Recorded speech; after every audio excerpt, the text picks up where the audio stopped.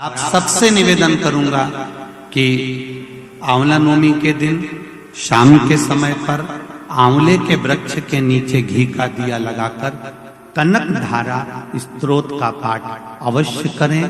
नहीं आता हो तो मोबाइल पे उसको सुने और एक बार आंवला नवमी के दिन आंवले के वृक्ष के नीचे कनक धारा स्तोत्र का पाठ चाहे संस्कृत में चाहे हिंदी में करना चाहिए। उससे साल भर लक्ष्मी की कमी नहीं आती और आनंद का अनुभव होगा।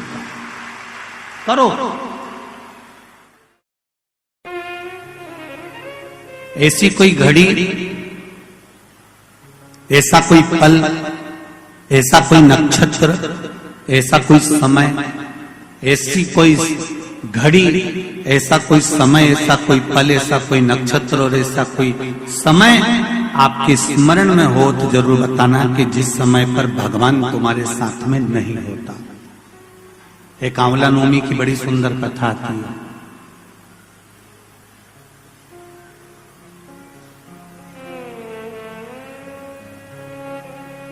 जिसको अक्षय नवमी भी कहते हैं। कब है? जम के बोलो जरा। कल।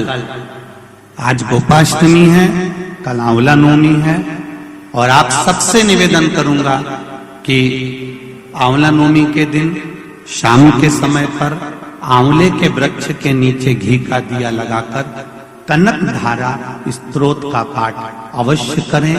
नहीं आता हो तो मोबाइल पे उसको सुने और एक बार आंवला नवमी के दिन आंवले के वृक्ष के नीचे कनक धारा स्तोत्र का पाठ चाहे संस्कृत में चाहे हिंदी में करना चाहिए।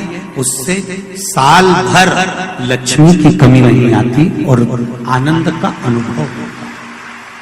करो। एक इतना सुंदर संवाद यहाँ पर लिखा हुआ है। आपने पीपल के वृक्ष की गणना सुनी होगी ना।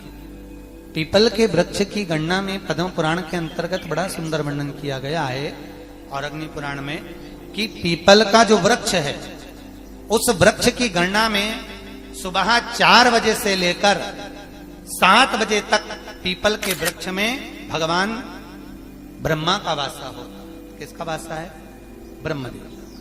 7 बजे से लेकर पीपल के वृक्ष में 10 बजे तक पीपल के वृक्ष में भगवान विष्णु का वासा होता है। किसका वासा है? भगवान विष्णु का। 10 बजे से लेकर 11:30 बजे तक पीपल के वृक्ष में पितरों का वास प्रारंभ होता है। पितर जानते हो ना? पितर जानते हो ना सब लोग? पितरों का वास 11:30 बजे तक। इसलिए हमारे शास्त्र विधान में कहा गया श्राद्ध पक्ष में अगर ब्राह्मणों को भोजन कराना है, श्राद्ध पक्ष में अगर ब्राह्मण जिमाना है तो 11:30 बजे तक घर में ब्राह्मण जिम लेना चाहिए। 11:30 के बाद में पितरों का वास्ता समाप्त हो जाता है। पितर लोक के दरवाजे बंद कर दिए जाते हैं। तो 11:30 बजे तक पितर लोक के दरवाजे खुलते हैं। तो 11:30 बजे तक पितरों का वासा। 11:30 के बाद में पीपल के वृक्ष में आहूतों का वासा होता है। आहूत जानते हो? जो बच्चे गर्भ में शांत हो जाते हैं, 6 महीने के बाद शांत हो जाते हैं और कुंवारी अवस्था में मर जाते हैं, उनको आहूत कहा जाता है। आहूतों का वासा। फिर पीपल के वृक्ष में वासुकों का वासा चालू हो जाता है। ये अग्नि पुराण का संवाद है। वासुकों का वासा के बाद में शाम को 4 बजे से 7 बजे तक पीपल के वृक्ष में भगवान शंकर का वासा चालू हो जाता है। 7 बजे के बाद में पीपल के वृक्ष में रात्रि को 8 बजे से 9:30 बजे तक पीपल के वृक्ष में कुबेर का वासा होता है। इसलिए दीपावली के दिन रात्रि को 9 बजे जो पीपल के पेड़ के नीचे घी का और एक तेल का दिया लगा देता है उसके यहाँ कभी संपदा की कमी नहीं होती। तो 9:30 बजे तक पीपल के पेड़ में कुबेर का वासा। ऐसे वासों का क्रम कहा गया है। तो हमारे यहाँ कहते हैं पीपल के पेड़ की परिक्रमा करना है तो कब करिए? सुबह के क्रम में कर लो, ब्रह्म मुहूर्त में कर लो, 4 बजे, 5 बजे, 6 बजे, 7 बजे, 8 बजे, 9 बजे, 10 बजे तक पीपल के वृक्ष की परिक्रमा हो जाना चाहिए। फिर पीपल के पेड़ की परिक्रमा ना रात को होती है न दोपहर में होती, न शाम को होती। शाम को क्योंकि किसका वासा हो जाता है? अरे बोलो तो भगवान शिव का। अब शंकर जी की परिक्रमा नहीं होती ना, क्योंकि शंकर जी पीपल के पेड़ में जाते हैं तो वहां पर परिक्रमा नहीं।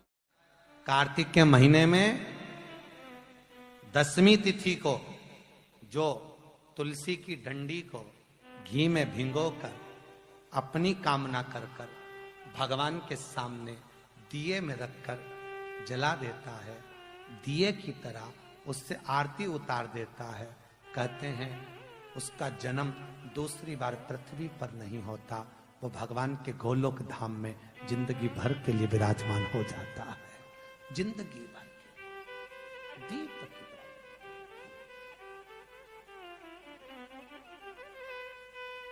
विष्णु पुराण किस किसने सुनी है? हाथ उठा। विष्णु पुराण का 5वां अंश कार्तिक खंड वर्णन करता है, या स्कंद पुराण का कार्तिक खंड को उठा लीजिए, वो वर्णन करता है 24 तरह के दिए होते हैं। कितने तरह के? 24 तरह के दीप होते हैं। उस दीप में सर्वाधिक श्रेष्ठ दीप होता है तुलसी दल का दीप, तुलसी की डंडी से जो प्रकट किया जाए। बत्तियों का भी क्रम है, एक लंबी बत्ती होती है, एक गोल बत्ती होती है। होती कि नहीं होती? लंबी और गोल। ये वाला स्पीकर बंद है, बार बार बंद हो रहा है, बार बार चालू हो रहा है, उसको देखिए जरा। बत्ती एक गोल होती है, एक लंबी होती है। गोल बत्ती और लंबी बत्ती में अंतर होता है, बहुत जमीन आसमान का अंतर है, बहुत ध्यान देना इसका। गोल बत्ती किस किस देवी देवता पे लगती है और लंबी बत्ती किस किस देवी देवता पे लगती है, तो स्कंद पुराण और विष्णु पुराण दोनों कहती है जो लंबी बत्ती होती है वो पितरों की जगह पर, पूर्वजों की जगह पर, पूर्वजों की जगह पर, बड़ के पेड़ के नीचे, पीपल के पेड़ के नीचे लंबी बत्ती का प्रमाण है। किसी देवी के स्थान पर, जो देवी की पूजन करते हैं, जगदम्बा की पूजन करते हो, पार्वती की करते हो, लक्ष्मी की करते हो, कुल देवी का स्मरण करते हो, लंबी बत्ती का प्रमाण। और जो गोल बत्ती होती है वो गोल बत्ती का प्रमाण किसी हनुमान मंदिर, राम मंदिर, शिव मंदिर, जितने देवताओं के मंदिर है वहां पर गोल बत्ती का प्रमाण। लंबी बत्ती देवी के स्थान पर इसलिए जलाई जाती है क्योंकि देवी वंश की और लक्ष्मी की वृद्धि करती है, तो लक्ष्मी और वंश बड़ा होना चाहिए, लंबा होना चाहिए। और देवता के सामने गोल बत्ती इसलिए लगाई जाती है कि हमारा मन, ये चित्त, ये वृत्ति आपके चरणों में टिकी रहे और एक दिन हम भी वैकुंठ का वास करें, इसलिए गोल बत्ती लगाई जाती है। एक सहस्त्र बत्ती होती है, करें दर्शन कभी? यहाँ पे माताएं बैठ बैठ के बनाती रहती है 100 बत्ती, 108 बत्ती, 108 बत्ती बनाकर भगवान के सामने, उसका क्या प्रमाण है? कौन से पुराण में लिखा है कि 108 और सहस्त्रावली बत्ती लगाई जाए?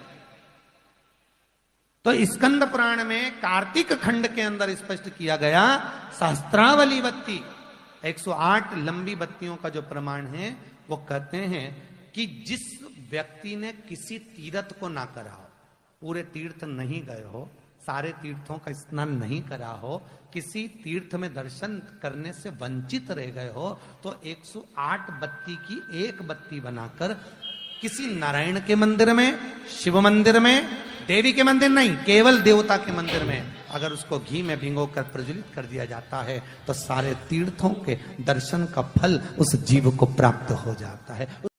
श्री शिवाय नमस्ते, राधे राधे दोस्तों। तो आप सभी को गुरुजी ने स्पष्ट रूप से बता दिया है कि हमें ये क्या क्या नियम करने चाहिए, और आंवला नमी के दिन हमें प्रदोष काल में ज़रूर एक दीपदान करनी चाहिए, चाहे वो व्रत रखे या ना रखे, लेकिन प्रदोष काल में एक दीप जरूर आंवला के पेड़ में दान करें। दीपदान का कार्तिक महीने में दीपदान का काफ़ी महत्व होता है, ये पावन महीना है, दीपदान जितना कर सको अच्छा है, और हमारे घर में माँ लक्ष्मी की कृपा बनी रहेगी, भंडार भरा रहेगा। वीडियो पसंद आए तो लाइक कीजिए, जो नहीं जुड़े सब्सक्राइब कीजिएगा। हर हर महादेव, श्री शिवाय नमस्तुभ्यम।